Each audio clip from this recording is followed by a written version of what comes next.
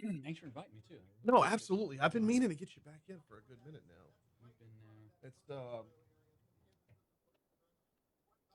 It's getting down to crunch time. yeah, yeah, yeah. 19 days, I think. Right. That is your latest look at traffic. A reminder, these reports are brought to you by Chavo. I'll have another update shortly.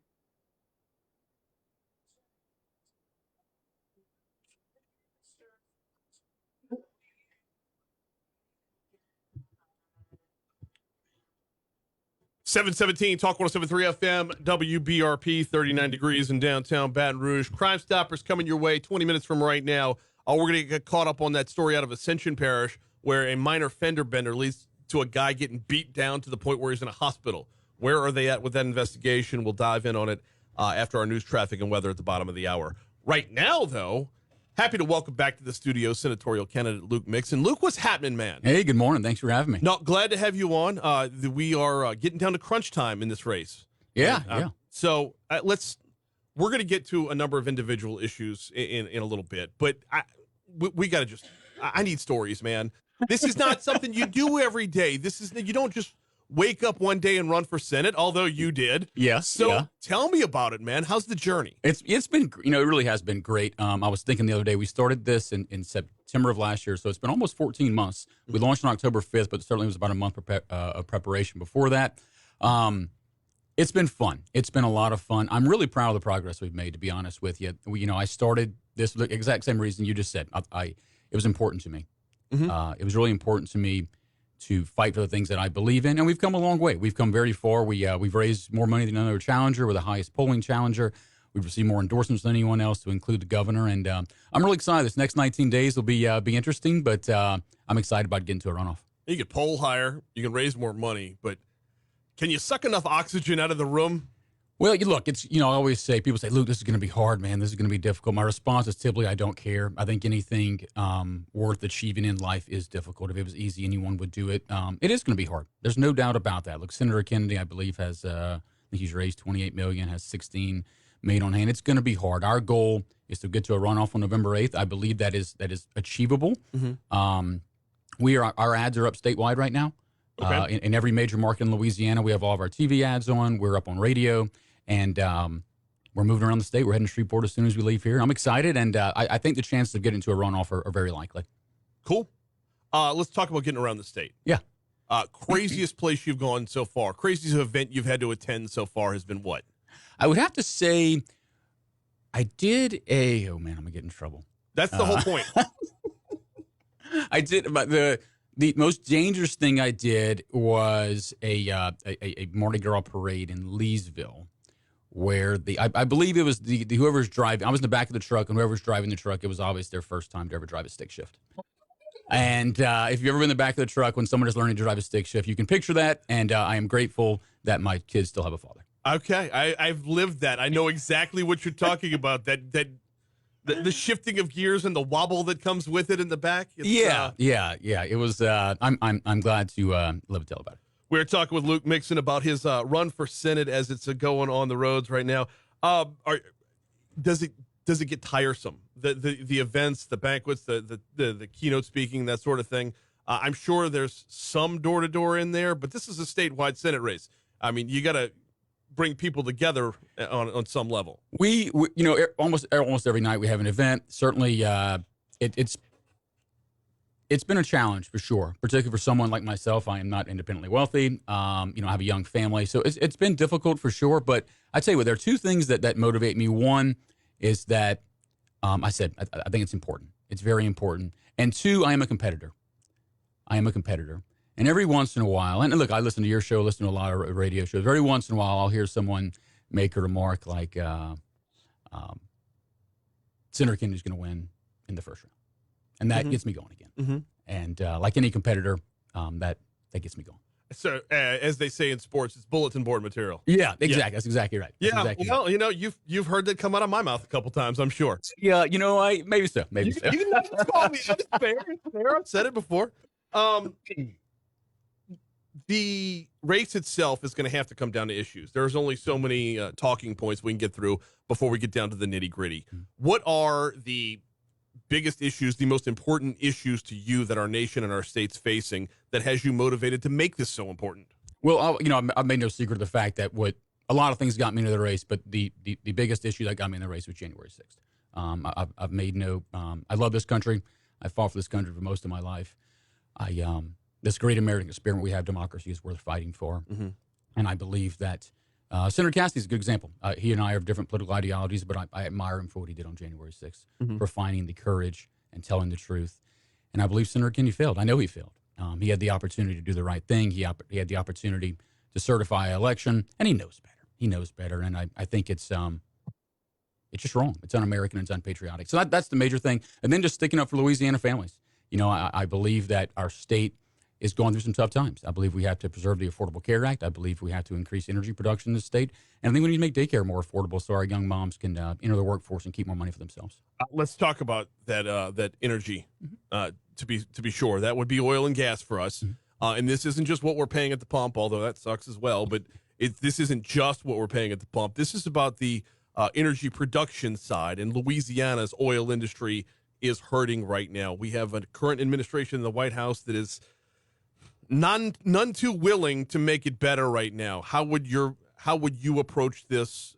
How would your voice change this? Well, I think we need to increase oil and gas production, but it's not just that. Too often we treat oil and gas as the enemy of renewable and clean energy, and they don't have to be.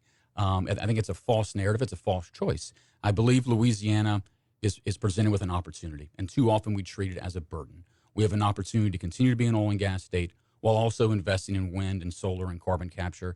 And it's going to do a few things for us. One, it's going to make the price of gas at the pump cheaper for you and I. Second, it's going to increase America's energy independence, which we've seen Saudi Arabia and Russia, how when they cut oil and gas production, how that affects us. So let's become more energy independent. And then thirdly, it's just going to create high-quality jobs. And too often, our young people are leaving the state for better opportunities, for more money.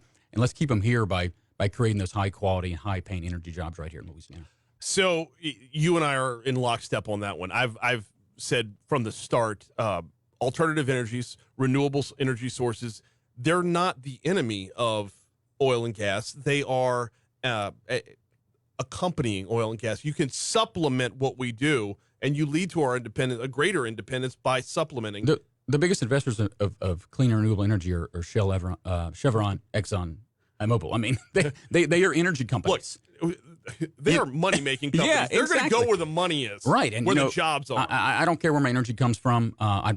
That's not true. I care where my energy comes from, but I want it to be cheaper for me. I want it to be cheaper for you. And look, we also, I didn't mention the third thing, but also by investing in new forms of energy, let's not kidding. I mean, our coast is deteriorating.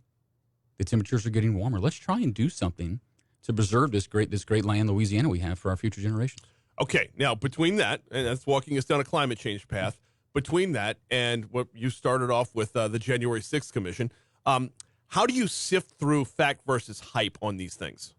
Well, look, I'm a data-based, fact-driven thinker.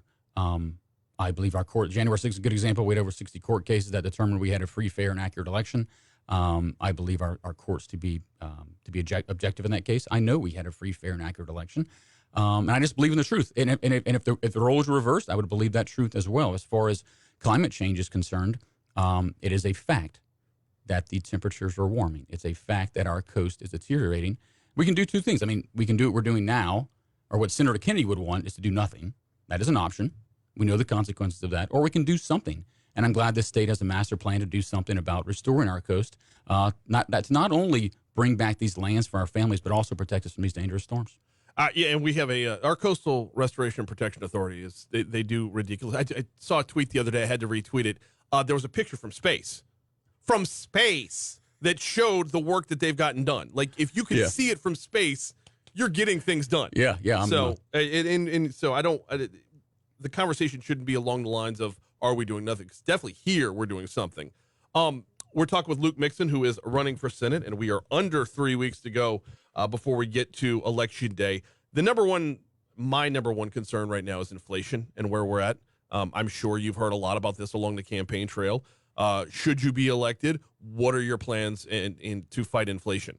We talked about it a little bit. Look, first is increase energy production, right, to bring down the cost of gas at the pump. The second thing excuse me, is and it's not just gas and groceries, right? It's healthcare as well. And I believe first and foremost, we must protect and preserve the Affordable Care Act. Look, the expansion of Medicaid in this state has been critical to providing life-saving medicine, life-saving health care to over 500,000 Louisiana residents. So I will fight for that. Senator Kennedy is against that, of course, but I would fight to preserve the Affordable Care Act. And then the last thing is to just create high-quality jobs. The CHIPS bill that was just passed, I guess the CHIPS Act now, which was passed, Senator Kennedy voted against. It's a bill, it's an act that incentivizes the production of semiconductors right here in the United States. 90% of our advanced semiconductors are made in Taiwan. The majority of the others are made in South Korea. When we see global pandemics, when we see global wars, those affect us. When we see our supply chains broken, when we see our labor forces affected by global things out of our control, it affects us. So let's create more American jobs right here at home. That CHIPS bill was a great example of how to do that. Senator Kennedy voted against it. Taking a question off of Twitter, which just popped up a second ago. Bayou Gal says, I would love for Brian to ask Luke why he is against student loan forgiveness. Yeah, look, I am for student loan forgiveness when it comes to service related. If you want to be a doctor in a rural community, if you want to be a teacher, I'm for those type of student loan forgiveness programs. Honestly, my opinion on this, I guess, doesn't matter anymore because it's passed. What? No. But is it passed in perpetuity? Because this is going to come up again. I've said that I do not think that student loan forgiveness for everyone is the solution for future generations. I just put a kid through college. I'm well aware of the costs associated with college, but I think we need to do something for future generation by increasing Pell Grants. By increasing Pell Grants so more of Louisiana's kids can pursue their dreams, so our best and brightest can pursue whatever dream they want to be. I wanted to be a fighter pilot when I grew up, and I was able to achieve those things because I had an education system available to me. So let's make college cheaper. I just think that by universally forgiving student loan, it's not going to do anything for future generations. I've often wondered about, you talk about for those becoming doctors or those becoming teachers, I've often wondered why we don't have like a version of the GI Bill for these professions. Yeah, I think that we see many of our rural communities suffer from a lack of health care. Obviously, in Louisiana, we suffer from a lack of teachers. So let's incentivize those professions by having some student loan forgiveness for them. But no, I don't support it on a universal level. Yeah, whether that be a doctor, whether that be a teacher, whether it be law enforcement as well. Those are three big ones. All right, we got 2 minutes left with Luke Mixon. It is getting down to crunch time in the Senate race, or at least the primary for the Senate race. I will be fair in that regard. So what do these next 3 weeks look like for you? Next 3 weeks. So it's busy. Obviously, we have an event every night. We're in a different city every night. This weekend, I know we're going to Shreveport tonight, and then we're involved with some of the Southern and LSU homecoming festivities this weekend, which I'm really excited about. And then after that, I honestly couldn't tell you where we're going after that because it gets a little hectic. But look, I'm really, really excited about it. I believe that Senator Kennedy has reached his ceiling. I really do. I believe those who are going to support him, that ceiling has been reached.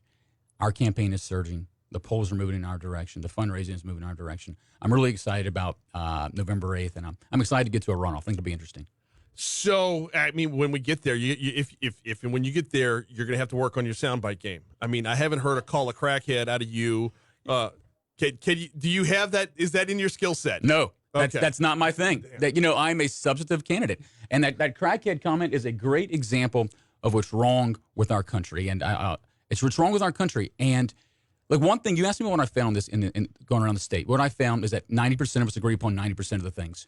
We all want a good road to drive on, a good school to send our kids to, and an opportunity for our children. Hopefully, a community free of crime. And that nonsense, crackhead comments, pink-haired wokers, all that nonsense that comes out of his mouth does nothing to make for a better Louisiana. It only further drives us apart. And no, you're not going to find any of that from me.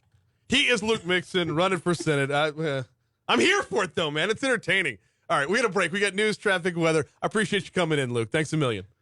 All right, break for news, traffic, and